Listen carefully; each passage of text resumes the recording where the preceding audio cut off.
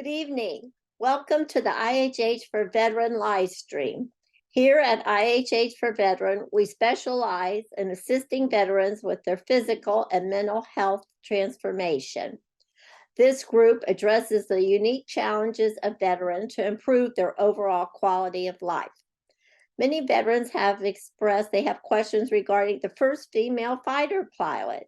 So I thought tonight we would discuss the first female fighter pilots in the service. This is an article by Eileen Borkman, July 13th, 2023. As a top student in her pilot training class at the Laughlin Air Force Base in Texas, Second Lieutenant Jeannie Flynn had earned the right to fly her first choice of aircraft. A few days before graduation, the 26-year-old daughter of an Air Force veteran gathered with other new pilots for a conference call to make their aircraft preferences known. The first choice, Flynn announced, "I'll take the F-15E. It was January 1993. The F-15E Strike Eagle had been in service for 3 years and been used to take out Scud missiles installations in Iraq at the start of the Gulf War 2 years earlier. A male voice on the other end of the line says, "Current policy does not allow women to fly combat aircraft. Would you please make another choice?" It was the response Flynn expected.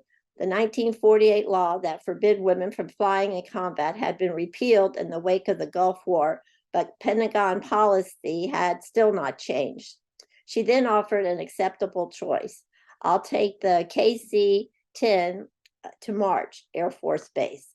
Flynn knew the incoming Clinton administration was likely to change the policy, and she wanted it on the record that she really wanted the F-15 fighter she was qualified to fly, rather than the KC-10 extender aerial refueling tanker. She explained at that time, "I am not going to do it and cause problems, and I don't think I am causing problems by just asking for my first choice." Some of her superiors said she had counseled her against fighting the policy because it might damage her career, but she was willing to take that risk. "I might win it, but I might also give myself a miserable career." Flynn never trained on the KC-10. Air Force officials who also knew the policy was likely to change soon, instead sent her to become an instructor in the T-38 Talon, the Air Force supersonic trainer. The T-38 would keep high-performance jet skills sharp so she could be ready to transition into fighter training at a moment's notice. Flynn didn't have to wait long.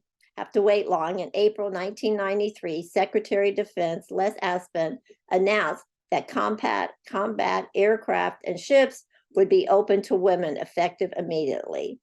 A few minutes later, General Muriel McPeak, the Air Force Chief of Staff, who had been a vocal opponent of opening combat aircraft to women, told reporters, "I'm proud to announce that Lieutenant Flynn will now be our first woman combat pilot."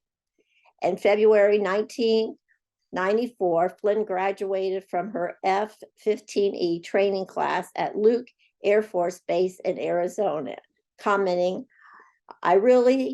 that was not very person wanted this to happen, but I was also knew at this time that's irrelevant," she added. "What really matters is just that you're qualified and you're competent in the job."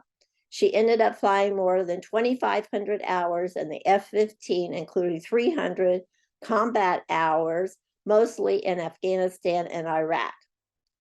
Far from having a miserable career, Flynn progressed swiftly as a fighter pilot and was promoted to the rank of colonel in 2009. In 2012, she became the first woman to command an Air Force fighter wing. 3 years later, she reflected on how she had never sought the limelight. "The thing is, I wanted to be a fighter pilot. I was part of who I was and what I wanted to do. The notoriety and publicity wasn't what I wanted, but it came due to the timing." In 2016, Flynn, now Jeannie Levitt, she is married to retired Air Force Colonel Craig Levitt, with whom she has 2 children, was promoted to Brigadier General. She pinned on her second star in 2019 and is now, at age 56, the Air Force Chief of Safety and based at the Pentagon. At a recent event at Shepherd Air Force Base in Texas, Major General Levitt told graduating jet pilots, many of them female, believe in yourself. Don't let the past define you. It's all part of our story, but we define our past and our future. To schedule a complimentary assessment, go to my website, veteransvictories.org. Thank you and have a good evening.